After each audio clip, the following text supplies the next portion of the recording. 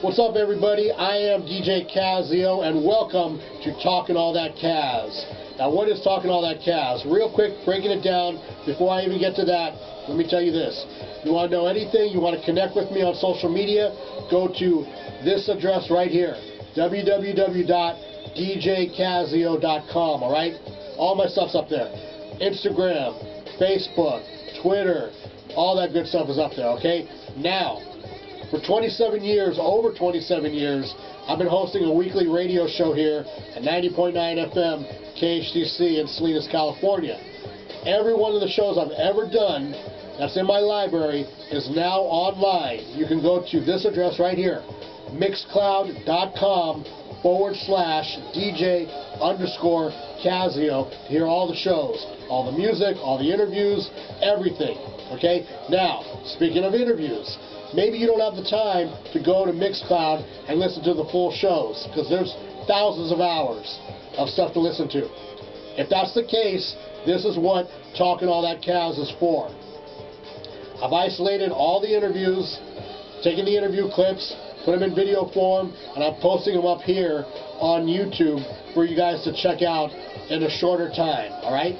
So you can just go, pick out whatever interview you want to check out, and here it is, okay? So, without further ado, let's see what I got in store for you this time around. That's right, that's right. 1, 2, 1, 2. We are back in the place right here. It's 90.9 FM KHTC Radio Bilingüe here in Santa Cruz and Monterey counties. 104.1 FM out in San Benito County. And everywhere else on WednesdayRec.com. Hey, I mean, I try to catch when you're paused because sometimes you just stop. So, you know. Hey, man, you know. No, I'm not complaining. I'm trying. Sometimes the edit is nice and crisp. Yeah. You know, sometimes it just happens like that, hey, man. but that's hip-hop, though, right? Exactly, man. Yeah. You know what else is hip-hop? Hip-hop? Our guest this week, he goes by the name Extra Prolific. What's up, man? What's up? What's good? Peace to you. Good to hear from you. Likewise, man. Likewise. How's everything going out there in Big Bad Oakland? Oh, man. Oh, man, you know, we're trying to maintain, trying to get through this little rough season, but I think we're going to make it. It's wild, man. I mean, I can't ever think of just the like across the board just blanket, like, you know, lockdown that's happening right now. It's just like so uncharted territories. Yeah. Definitely. It's unprecedented, but you know, at the same time, man, I always say God knows what he needs to do to get us to look up. And sometimes, you know, you got to level the playing field. Whether you're a billionaire or got $2 in your bank account, we all in the same place. We in the house. Right now, yeah. And so we need to depend on something that's greater than us. That's the way I feel. How is it over there in Oakland with everything going on with the lockdown, particularly over there where you're at? Oh, man, you know, you got kids who not listening. You got side shows still side shows still happening. You know, when you're young, you're never going to die. So, you know how that is. Yeah. Yeah, but, you know, it's wild because I see, like, those clips of the sideshow stuff, you know, that's happening. I'm like, I'm seeing people out there my age. I'm like, how is that possible? I mean, how can you be so dumb? Yeah. Well, you know, the old saying is an old fool is a young fool that never changed. That's true. That is true, man. That is true. So, man, you know, it's I mean, obviously, like I said, across the board, it's a rough time. It's been, you know, doubly rough over the past year for Oakland, being that, you know, the mayor and Mark Davis completely screwed the city. You know, we lost our team. You know, how is that for like a hometown resident such as yourself, losing, you know, not for the first time, for the second time you lost the team? It's I don't know, man. I don't think it's all the way kicked in yet. You know what I'm saying? We kind of have to see it play out. But you know, not only did they're leaving for the second time, but then the Warriors, as soon as they start to make some noise, you know, they go across the bridge and move their stadium. Right. It's like we can't have anything, man. Once teams start to get successful, they leave the grassroots, and you know, we don't appreciate it. But one thing about the Raiders fans is we kind of like a cult, so we're gonna stay with it. But I wish they would have stayed here. But you know, money talks. Yeah, I mean, don't get me wrong. I've been a Raiders fan since '77, but Okay. I mean, I went through the first, betrayal, and now the second one. I mean, like, I guess I'll watch the games on TV, but I will never go to a game in Vegas. No. That I'll never do that. No, me either. Me either. Yeah. So I mean, and there's always talk too of the A's want to leave too. So. Oh my goodness. Yeah, I heard that too. It's just a bad time for as far as sports go for the city. But what's a good time for the music, because you're back. You got your new album that just came out, like it's supposed to be. Yes. So talk to me about the difference between this one and the first one. Oh man, it's a big difference. This album is about growth, change. The first album kind of started off, I was kind of like new to MCing, not new to rapping, but new to MCing. And, kind of the topics were kind of like anything goes, whatever what I was thinking about at the time. But this album is kind of like full circle, the growth, the change, you know what I'm saying, the new morality, putting songs that have meaning, so when the trends come and go, you're looking for those records that's going to stick with you, that have conviction, timelessness. And, when I play records from the 70s, they seem like they were made today because they just have that staying value. Right. And so I wanted to make an album full of records, that could continue far after I'm gone, that would just be here and resonate with people because it was boom bap, because it was lyrical, and because it was about substance. And I've grown as a person, but I've also grown as an MC. So I think as you put the two albums together, you could be able to hear that. No doubt, man. No doubt. One of the things I always gauge an album on, like, how good it is how many times I fast forward. Like, I'll listen to like a little bit of a song, and I'll be like, okay, I get the gist of that. Next song. But I didn't do that at all on yours. I sat and listened to the whole thing straight through. I mean, Lost and Found is a dope track. Yeah. Bang the Drums, play that a few times on the show. As well as the other one I was telling you. Game Room. I like Game Room. Game Room's dope. Nice. As well as the one I was telling you off the air, which we're going to play in just a second here. But Piano. Yeah, Piano. Obviously, first time around, there was a lot of, I guess, like Domino had a lot to do with the production. I would take it, and the guidance, but not so much the second time around, right? Right. So this time, go ahead. I was just gonna say. So, what kind of tools and nuances did you learn from him first time around that you implemented this time? First time around, I was new on the board. I produced half of my album.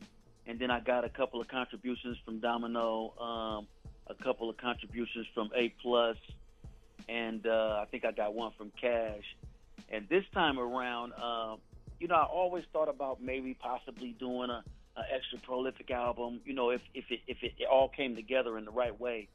And a couple of guys, they got at me. They actually in Sweden, Pete Spray and O Love, and he said, "Hey man, I got a track. If you're interested in it, I want to give it to you. See what we can do." So it was a dope track, and I wrote to it. Matter of fact, the first song was "What I See," and I was like, "Okay, nice, man. Yeah. We did that. Let's put that out." And then he was like, "Well, what do you think about doing an album?" And I was like, I said, okay, well, let me hear some, I'm all about hearing. I want to hear if it's going to be some music that inspires me. If it's music that I can write to, then I'm going to be inspired to write. So he let me hear a few more beats, and I was like, okay, I think I can do it without forcing it.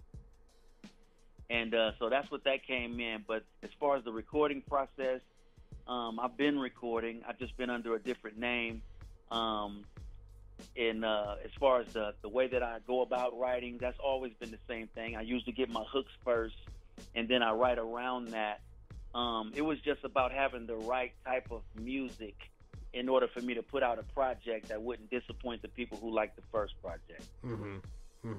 Yeah, because, honestly, I don't think Jive really had any real plans to promote the first album, because I remember I got it, but I honestly can't ever remember anybody from the promo department calling me to promote it.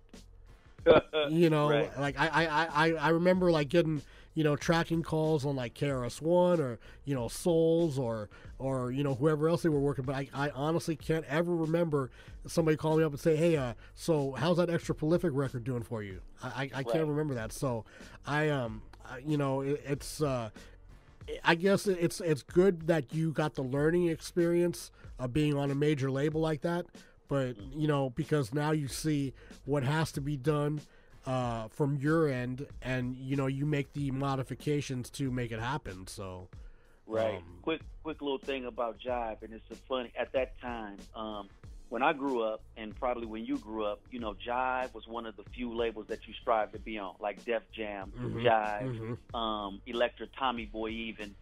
And so when I got to Jive, they were in transition. They were at this phase where they were now signing people like the Backstreet Boys and R. Kelly and Aaliyah and High Five. And so they were morphing from this hip-hop label into this R&B label. And so when I got to the label, the problem was they grouped me with the rest of the crew. So Souls did something, Cash did less, and they were less excited about my project. And so it kind of threw me off for a minute, because I thought an A&R was a person who knew the music, who developed you. But it was different, because when I went and checked out the A&R, they actually had to listen to hip-hop and do homework to catch up, to find out what was dope and what was not. Wow.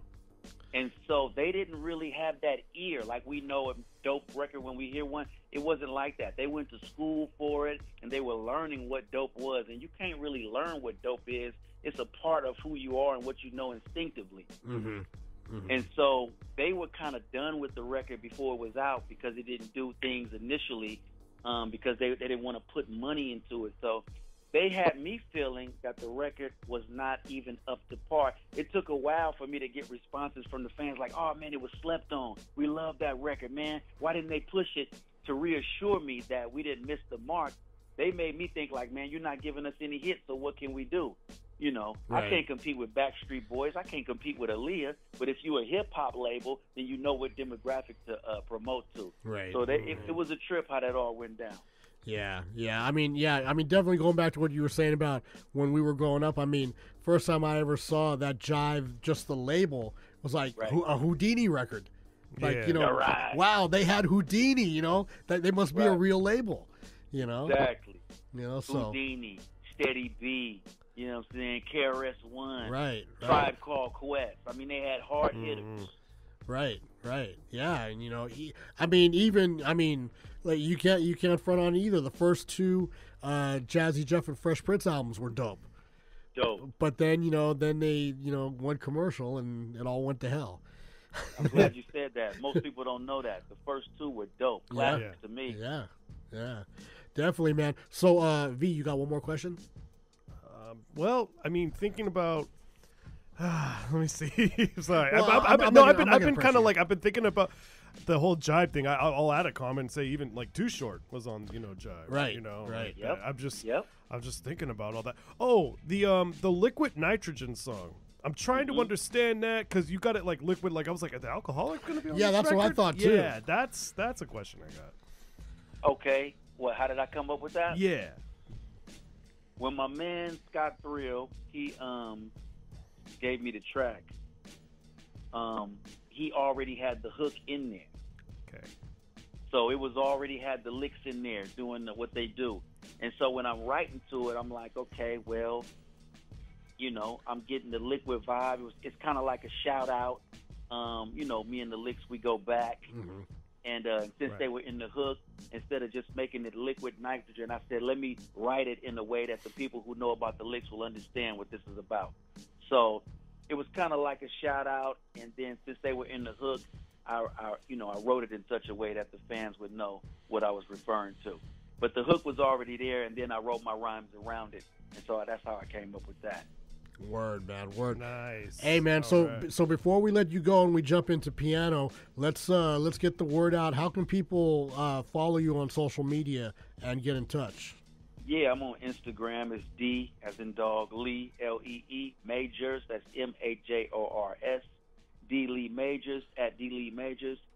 And you know, to get the album, it's extra prolific, obviously, and it's called Like It's Supposed to Be. It's all on all digital platforms.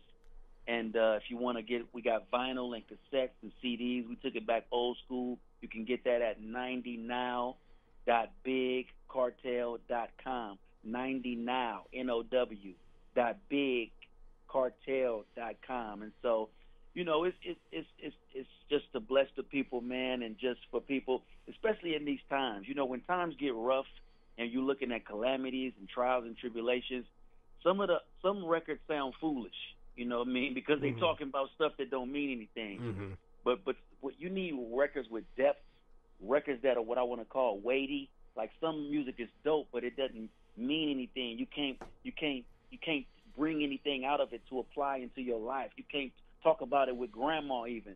So I try to come up with things, some timeless principles and convictions, things that we can use. Like you could take a line off the album and apply it to your life, that type of a thing. And so hopefully I did that. The response has been good, but it's a bookend to the first album. It's not a part two. It's a bookend, meaning this is the last chapter if you got the first chapter. And so I encourage anybody who like it should be, if you like that, I promise you're going to be inspired by Like It's Supposed to Be. That's what's up right there, man, for sure, for sure. So, hey, man, I really want to thank you for taking the time to call in tonight. I'm gonna hit you a little bit later on, you know, on the direct message, and we'll finish up on a couple things, because I had another question for you, but I got to ask, you know, privately. I can't ask over the air. But again, man, I really appreciate you taking the time, and you know, anytime you want to you know, schedule another call in, man, I'm more than happy to have you back on, man. Okay, man, I appreciate you guys. Thank you very much. And, man, one love to what you're doing, man, spinning that real hip-hop. We need it, man, in this time where you got the watered-down mumblers and all this stuff, man. We need this real classic stuff coming out, man, and I like what you guys are doing. Respect and salute. Thank you. Likewise, man. We'll talk to you soon, all right? Okay. All right, man. Peace. Peace.